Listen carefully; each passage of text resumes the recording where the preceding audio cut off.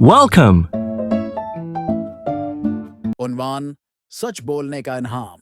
एक छोटे से गांव में एक लड़का रहता था जिसका नाम अली था। अली बहुत ज़हीन और शरारती था, लेकिन एक बात में वो सबसे आगे था। वो हमेशा सच बोलता था। एक दिन अली जंगल की तरफ गया ताकि लकड़ियां जमा करे। अचानक उसका पांव फसला और वो गिर गया। उसके हाथ में पकड़ी हुई कल्हाड़ी करीबी नदी में गिर गई। अली बहुत परेशान हुआ। तभी एक नूरानी चेहरे वाली परी नदी से बाहर आई और बोली, तुम क्यों रो रहे हो अली? अली ने सच सच बताया कि उसकी कल्हाड़ी नदी में गिर गई है।